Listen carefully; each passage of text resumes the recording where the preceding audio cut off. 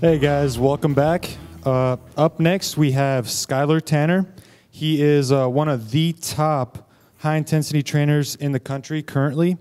He is also the youngest super slow certified personal trainer in history, and he's currently one of the general managers at Efficient Exercise in Austin, Texas. His speech today will be called Great Expectations, Training Over a Lifetime, and here he is. Thanks, man.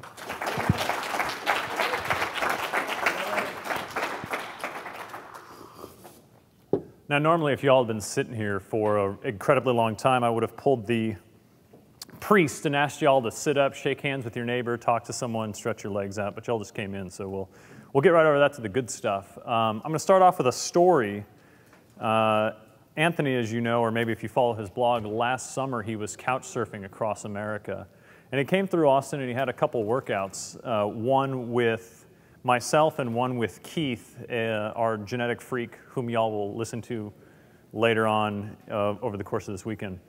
And he came through for a couple workouts, and Austin in the summer is like Orlando, super humid, plus about 10 degrees. And he goes through a workout, and you having met Anthony, he always kind of has a look of kind of staring off, slightly squinty eyes, a little bit on his face. And so imagine after a workout in which he effectively got sucker punched metabolically, he's really looking like this. He's going, I'm going to walk to Whole Foods from your studio. No, that's like 7 miles in the heat. There's no shade. There's no sidewalks in the town in which I train. That room's for big trucks. We're in Texas.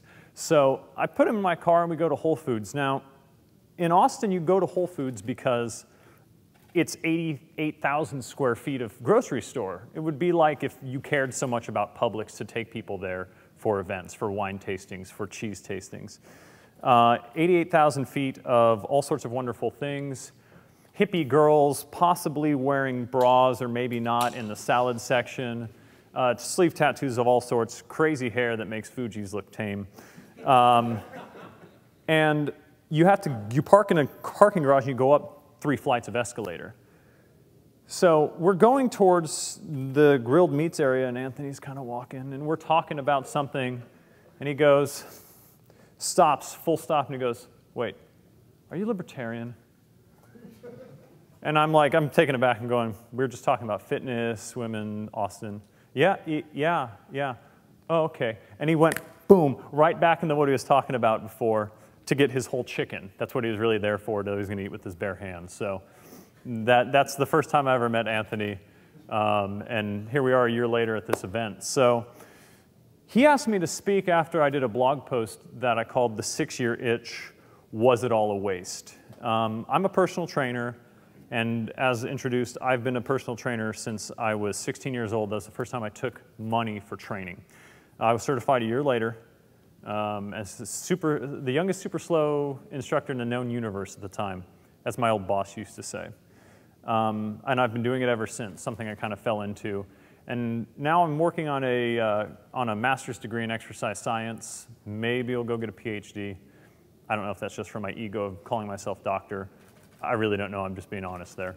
But the point is I really like this stuff. And so I've tried everything.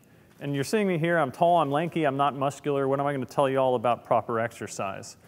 I think I got a few things to tell you about, but mostly I'm going to be a buzzkill. I'm going to tell you that there are limits.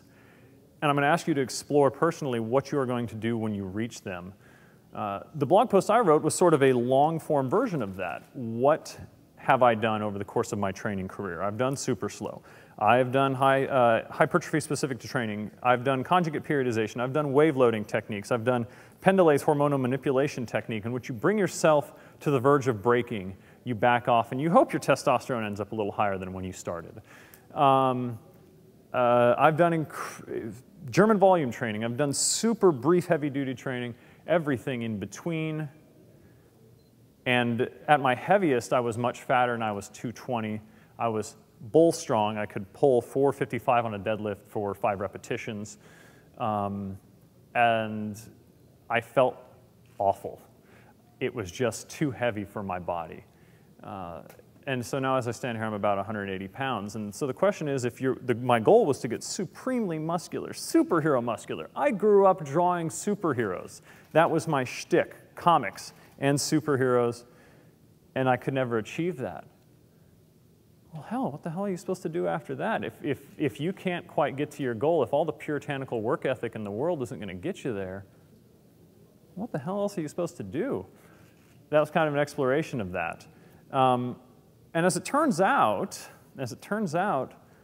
there are limits, and there's some good science behind those limits that played out again and again and again, no matter how intense and advanced our training techniques become. These limits are structural, they're biological, and that's the extent of what I'm going to talk about first in this talk.